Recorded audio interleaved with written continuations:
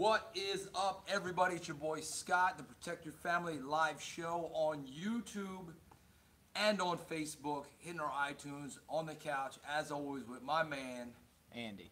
Chilling, right? So check it out, guys.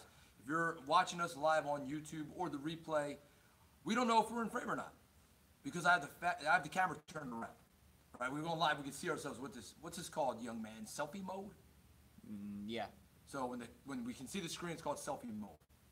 What is it called? What kind of mode is it when we're not able to see ourselves? We see the actual camera lens. Photo mode? Photo mode, but we're doing a video. These are questions. Maybe the live audience can help us out with it. Now, real fast, because I'm dating myself, right? Because I don't know how these words work. I don't know how these words work. I don't know about the selfie mode stuff, right? Okay. You know, I've done 1,000 live videos, right? Yeah. So, I'm going to put a date on myself. The other day, Andy, I was watching some televisions on Amazon Prime, and you're not going to be able to appreciate this because you're a young man, but I'm on Amazon Prime, and they had like a deal that week. It was $1.99 to rent 80s movies. Okay. Have you ever been on Amazon Prime on your TV, and have you ever been on it? Mm-hmm. Does yours show like a scrolling bar of different video titles? That's how it shows on my TV. Mine's like little thumbnails. Yeah, but yeah. Back and then you can scroll to the left, right? Yeah. So I'm going through there, and I was just in a quandary. I'm like, dude, there's like so many hits in this, so many classics, like boom, Alien, Predator, boom, it's just over and over and over again, all these classics. Okay. So I rent a couple throughout the week, and I enjoy myself, watch the classics, right? Mm-hmm. So next week is 90s week, and I lived through the 90s, as did you, partway. 95? I was born in 95. So I scrolled through the 90s week. They had one decent movie. Okay. One. The entire 90s catalog was romantic comedies, except for one movie. Which was? Fight Club. Which is like 1999 and a half. Yeah, barely. Yeah, barely a 90s. 90s movie, right? So, so what are your thoughts on that as a genre, as a thing? I mean, do you feel that, what do you would say the movies when you were growing up, what are the classics that came out when you were a kid growing up? I guess Toy Story? Or was that a 90s? No, that was Toy Story came out the year I was born. I've seen that movie so many times. I know every word to it. Yes. You know, that's why I said Toy Story, because I know that you enjoy that movie. Oh yeah. As far as classics go, though, I don't really think the 90s were known as like a time of like success in the cinematic world. You know what I mean? I mean, what year did Schindler's List come out? It was in the 90s. I mean, Yeah, it was definitely. There's yeah. that. There's. But would you go so far? Incredible movie when I saw it. But would you go so far as to call that a classic? Yeah. Really? Yeah. And that's where I'm struggling because I wasn't sure. Was it just me being an old man? This is me, I guess, facing my own mortality. Okay. When I was going through the 90s and saying all these movies are garbage, Mm-hmm. and 10 Things I Hate About You and all those types of films, I was like, these are garbage. Is it because I'm an old man that I'm saying this, or are they really actually garbage? You're having that whole, when I was a kid, movies were better. When I was a kid, the food was better. Precisely. That kind of thing. That's what I'm afraid of, but you're helping me confirm that maybe I'm not wrong. So the 90s were bad. I mean, there's not a lot of great movies that came out of the 90s. I could be wrong, but I'm trying to think of some. I mean, I think Gilbert Grape was not in the 90s, was it? Have you seen that movie? I haven't. It's regarded as a classic, but I haven't seen it. I've Yeah. never seen it. I've never seen that. Good Will Hunting, I think, was early 2000s, so that wouldn't count. That might have been 90s, late 90s. I don't know. But there's really not a lot of, like, 90s were great for movies kind of thing, you know? Now, so Casino was probably 90s. That was great, but what can I say? It just doesn't. Classic to me, a classic is something where you can go home, kick up your feet, put it on, and your whole day's not over because it takes 4 hours. You sit down, hit a little joint of popcorn, chill, have a good time. That's a classic to me. And it's got value where you can quote it. There's quotes from like classics. I can say lines from classics where other people who've seen that classic know what I'm referring to. But the movies in the 90s just weren't even quotable. Yeah. Right? Yeah, I mean, I'm honestly just having a hard time coming up with any of the 90s movies off the top of my head. I don't think Gladiator was 90s. I think Gladiator was probably 2000, 2001. Probably. Have you seen Gladiator? Yes. Okay. Did you like it? Hmm? At least he's got that going for him. So I want to get into our content for today. I just had to face my mortality and myself, right? Protect yourself from old age. from the feelings of, well, I can't protect myself from old age. I think that's inevitable. There's one way to protect myself is not to get there. And I only know one way to stop that, right? So, Right. I can't protect myself from that. Maybe the bad feelings that come with being in my twilight years. Am I in my twilight years yet? I don't know. Yeah, I hope not. I mean, I don't.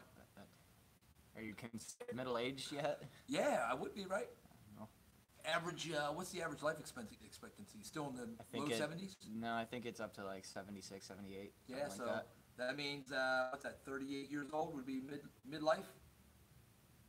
There you go. You having a crisis yet? Yeah, I think, yeah, well, I don't know. I still do try to do the things younger men do, so maybe that's I'm not gonna buy the red Corvette top down, red Corvette so my hair can blow, because that obviously is an option for me. So maybe that's why I haven't gone that route with my midlife crisis. I don't have a motorcycle, no desire to get one, but I still do pretend I'm a ninja and play with lightsabers. So maybe that's my midlife crisis right there. Maybe, yeah, that's about it, right? So we're talking today about how to protect yourself from scams, get your ID stolen, right? Stolen identity. How can we protect ourselves against this? I've never been the victim of identity theft. I have had my cards compromised and people buying things on my credit cards that were fraudulent, things of that nature. But I've never had a full-on someone steal my identity that I know of. Who knows? Maybe there's some character in Russia who's driving a Mercedes, calling himself Scott Swishout. I don't know. I don't think so. Your experience with it, Andy? With scams, I haven't personally been the victim of any, as far as I know, like you said. But I can tell my cell phone gets blown up all the time by scam calls. By questionable things. Yeah, about the warranty on my car that's from 2001, and my student loans that don't exist. Yes. Things like that. Yes. So there is that type of thing, that's going on out there, right? I haven't gotten my email from my Nigerian uncle yet, though. You haven't? No. It's coming. No, I haven't gotten that one. Next time I get one, I'll forward it over to you so you can experience it full on, right? 'Cause I need those bars of gold. Well, it's not normally a Nigerian uncle. It's a Nigerian prince usually. Yeah. Yeah, he's been caught up in some drama, right? And they need my social security number to free up his money, Yeah, you know what I'm saying? and then give me $2 million of it. Yeah, he's a Nigerian prince. He doesn't have his own posse of people who can help him. He's just reaching out to some rando in Muskogee, Illinois, to help him out, right? Sorry, I was almost the victim of one of these scams, though. Yes. Yeah, and just talk about it now. So, basically, she got a call saying it was my cousin, right? But, obviously it didn't sound like my cousin. The excuse was that he got in a car accident and, hit his face, and that's why he sounds different. But they were trying to get her to Western Union a whole bunch of money to them, saying it was, my cousin. And using the whole, you're worried about your family. I need money to get back to America now, because the story was that he was in the Bahamas somehow. Okay. Even though he was in Colorado at the time. And they prey on that gut reaction of oh man, I got to get on it. Same thing with your student loans are about to be collected. I don't have student loans, but someone that does might be oh snap, I need to get on this. Yep. Yeah, and we covered similar topic probably about a year ago when this facility, our martial arts facility, was the target of a scam. It was a very elaborate scam that I was able to see through. Okay. So we did talk about the subject, a little bit of a different angle today with it. And the reason why I wanted to focus on this week is because I took some precautions that we're going to share today to help avoid being a victim of these scams. So I've never had my identity stolen. You've never had your identity stolen, but it's something that these people try to do. There's all kinds of different things that these scammers are trying to do. And you might be wondering, well, how often are people targets of these scams? A lot of times the data that's collected is focusing on senior adults, at least in the American data that we looked up in our research. Mm-hmm. It's really hard to get numbers of how many younger people are the targets of scams. However, millions per year, millions of older adults are victims of scams, fall victim to these things over the course of any given year. Mm-hmm. Is it because they're more quote unquote gullible? I don't think so. I think they're targeted more just because technology is moving so fast that people who are older just aren't as, this is me stereotyping now, but my assumption would be they're not as in tune with technology. Going back to our first conversation, that's why I was joking about it. I'm 40-something years old, early 40s. And Well, I got a new phone, and Andy showed me how to do these cool things with it. I'm like, oh, I didn't even know what that was. I knew it was a thing because when I bought the phone, it told me, do you want to set this thing up? And I hit yes, but I didn't know what it meant. yeah. Right? Well, I mean, it's also, you got to think about how much faster technology is progressing now as compared to, 40 years ago, 50 years ago when, my grandparents were coming up. Yes. Like, it's insane. The amount of change we've had in the last, just 30 years is nuts. Yeah, I mean, the amount of change that we've had in 10 years. I remember 10 years ago when I got a BlackBerry, it was like, oh, snap, this is crazy. Yeah, but now if you pull out a BlackBerry, you're like, what is that? Yeah. You know? A flip phone is probably more recognizable than like a BlackBerry. Yeah. You don't even know what a BlackBerry is anymore. I mean, that was just a couple of years ago, right? So, and when someone falls victim to these scams, the average loss, forgive me for that live audience, still a little hoarse from getting over a cold. The average loss that people take when they fall victim is around $2,000, right? Which is a sizable amount of money to lose. For sure. Because you make one mistake, right, that happens in just a moment or two. I mean, that's data compiled from somebody who's got, obviously average people get their identity fallen stolen, where some jabroni is out there now, charging up the credit cards. In my case, I noticed it was my business credit card. I saw charges from the East Bay store. I believe East Bay is basketball equipment. Yeah, it's like shoes and jackets and... Yeah. Basketball equipment sold to people who aren't going to use it for basketball. Is it just I get? Yeah. Like some J's, as they're called. Yeah, just... I think it's more like the high-end shoes. You know what I mean? Yes, that are worn walking around the mall, not worn to actually play basketball. I assume. Yes. Okay, so East Bay and NBA.com. Not a basketball fan. I don't own any Jordans, Andy. Okay. What would you say though if I rolled in here rocking a fresh pair of J's? Would you think it was dope or whack? Depends on... So anyway, East Bay. So I had to call my credit card and get that money reversed. But it was a couple $100. If I wouldn't have noticed it, we would have lost the money. Yep. And those are the types of things that happen. So let's talk about how we can prevent these things. We're going to stay on what's called phishing. That's the voice phishing attempt. Phishing is the Nigerian uncle email, Andy. That's known as phishing. Okay. Right, where they send you an email. It's phishing with a PH. I don't know why. Maybe just to make it more edgy. Yeah. But it's phishing with More hacker-like. Yeah, exactly. The S is like a money symbol instead or whatever, right? Yeah. So that's phishing when someone's trying to get your information through spurious means, right? And now you mentioned the calls about your student loan and all those would fall under the phishing with a V because it's a voice operated thing. Okay. Let me tell you what happened this week that made me think about this, Andy.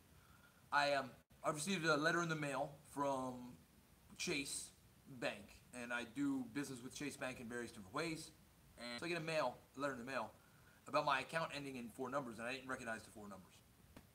Saying that I have a balance of $10.69 that's overdue, which is just an odd number, right? Yeah. So I call the number on the letter. It's all an official looking Chase letterhead, the whole 9 yards. I call the number, and in the voice operated system, it asks for the last 4 digits of my card number. So I put it in there, and they can't find my profile, right? So it kicks me off to some man.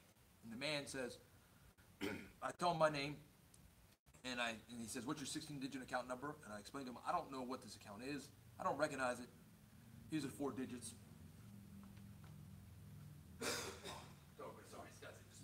Yeah. He'll be right back. Sorry about that.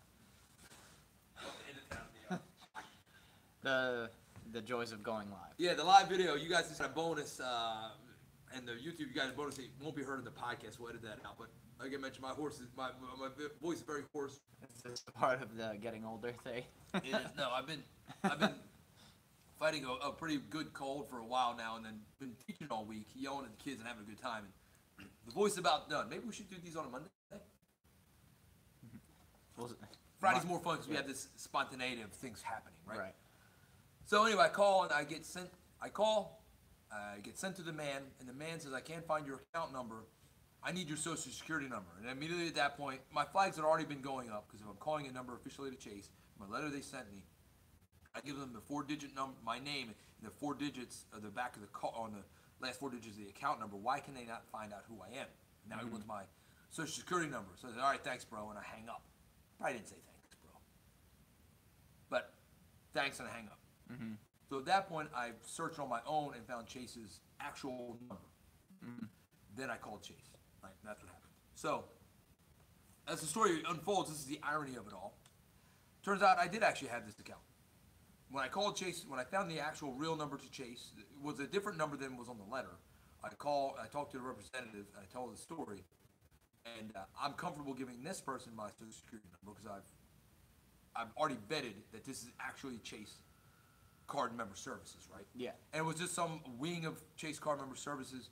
It was an Amazon card that I paid off long ago, but didn't realize there was like a little tiny interest charge that hit the next month, and my mind was paid off, so I didn't think about it, and it accrued, and that's what occurred, right? And that's why I didn't recognize the number. So it was a legitimate thing. It was just a weird bunch of circumstances to make it seem very fraudulent to me that brought the red flag. Yeah.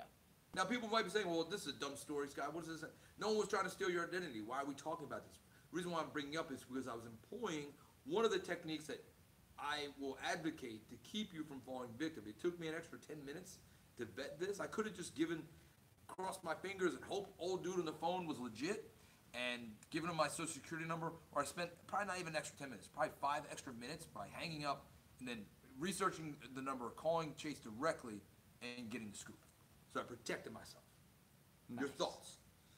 Yeah, I mean, like I said, I've never been on the receiving end of one of these things, at least not yet.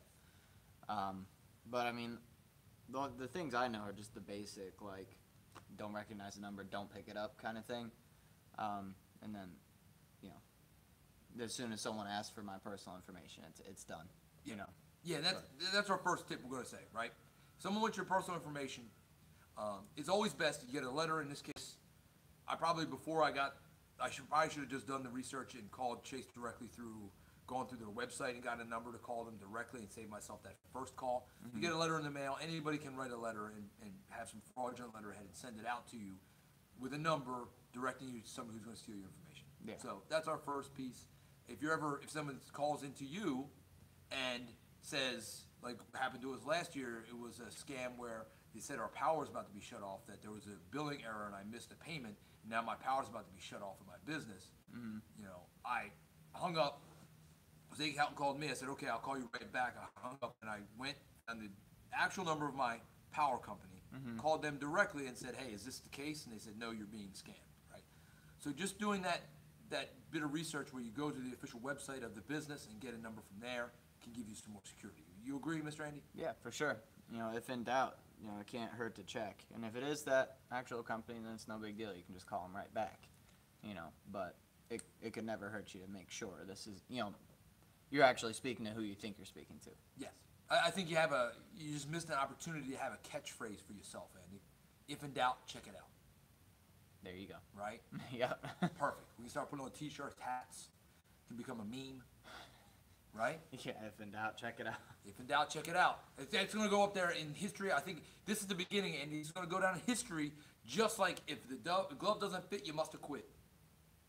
Hopefully not in the same way. No, but it's just as impactful. All right, so now let's talk about the internet. We just said, hey, look, find a website of the official business number or contact the business for those inbound phishing calls. Now, let's talk about doing things online, buying things online. If you're going to buy something online, a little tip out there for those that don't know, make sure the website is not HTTP, but HTTPS,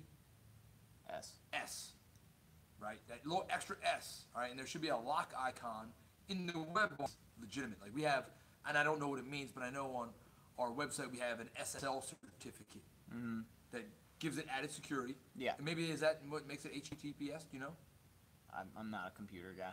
Okay, so on our Revolution, selfdefense.com, ClaytonKarate.com, our website that we have for our business, I have to pay extra money to have an SSL certificate.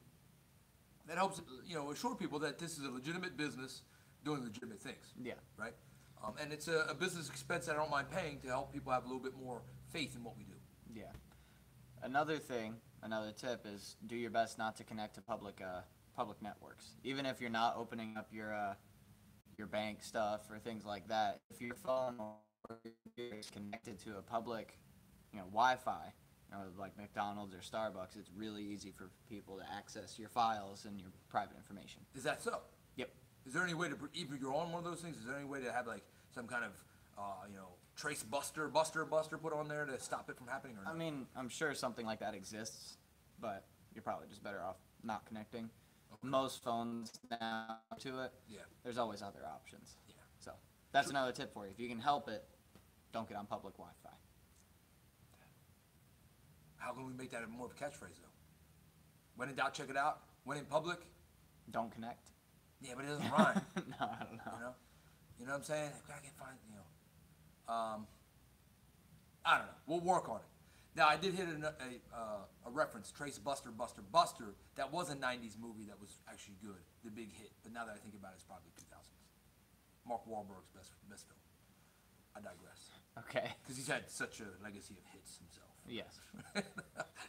All right, now let's talk about other scam things, right? If anybody's ever asking you to have a money transaction and it's not going through, you have to be leery when the credit card, of course, but it's going through like a prepaid gift card, prepaid money card, those types of things. I believe even money orders are suspect.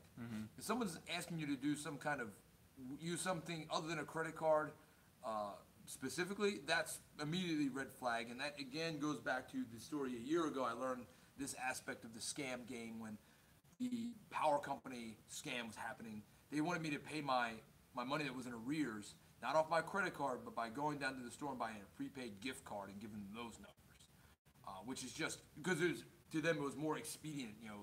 We had to really get this taken care of within the next 15 minutes, or the power guy was coming, right? So anytime they're asking for some non-traditional methods of payment is definitely much more suspect because it can't be traced, and that's the thing, right? Yeah. So they want to get that information and the money from you and not be traceable. So don't buy gift cards and give them to somebody as an actual gift, right? Boom. And then the final piece. So we went, for the phone calls, we touched base, how we handle that, and then a little bit more closer to home with the internet, because you can do that from from your couch, right? And how about when you're dealing in public places?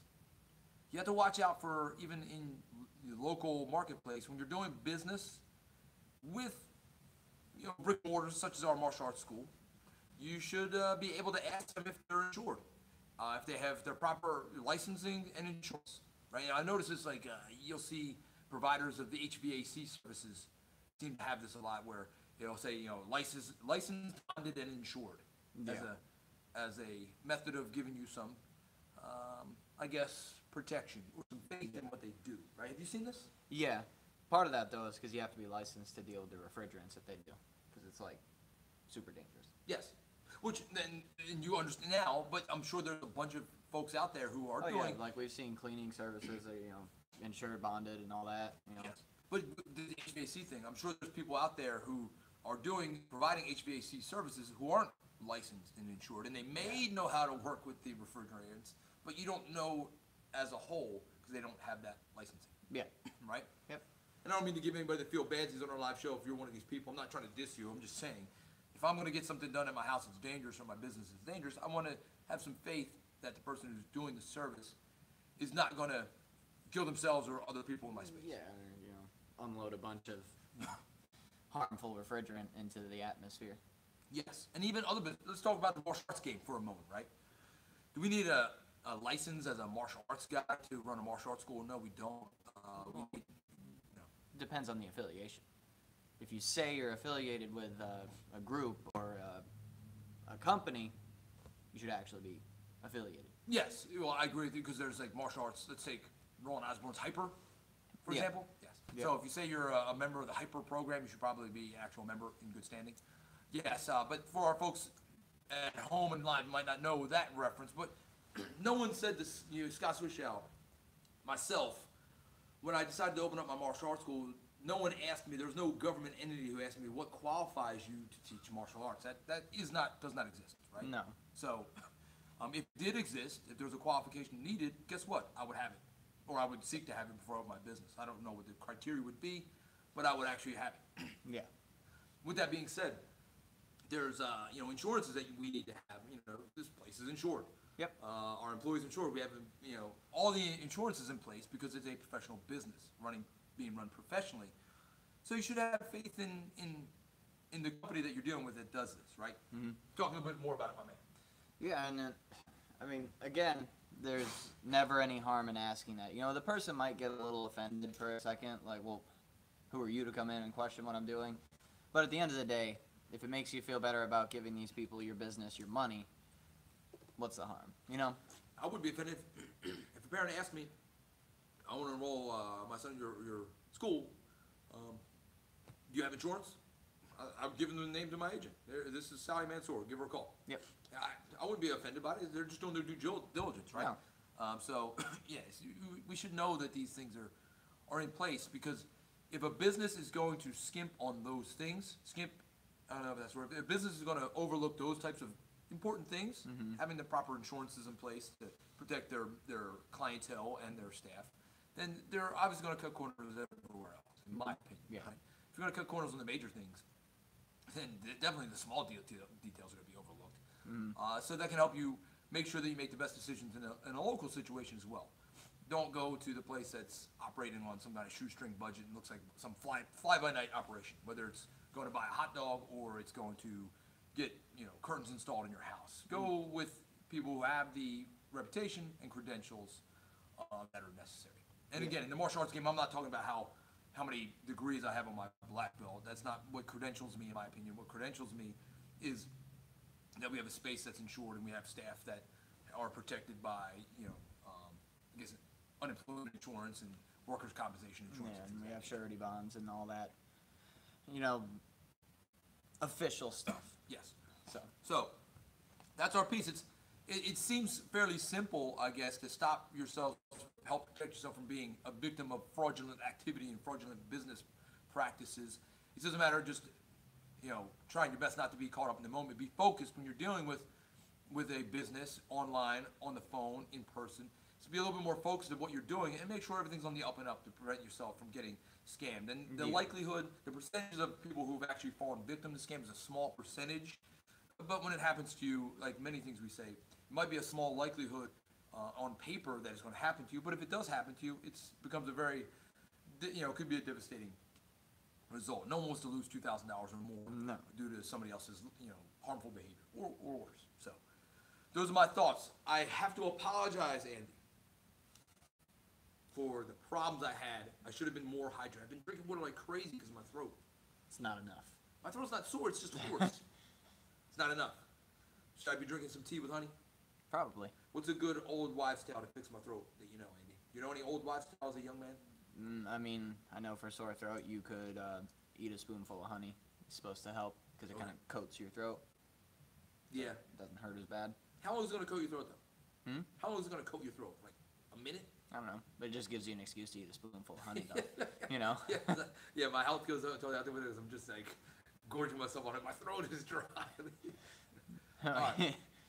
Well, anyway, I guess we'll wrap it up there. Oh yeah, gargling salt water. Yeah, that helps with that kills bacteria and stuff. I don't have an actual illness. It's just overuse injury of my throat from being sick. But I'm not sick anymore. But I've just been teaching class and having a good time with it. Yeah. Anyway, hope you guys enjoyed the show this go round. As always, we don't get paid for this. If you like the content of our shows, make sure you subscribe on YouTube. Hit that the bell icon. Yep, the notification bell, so that when we post something new, you get notified. Exactly right. Share this information with other folks, and we will see you guys on the Protect Your Family show next time. See you guys. Peace.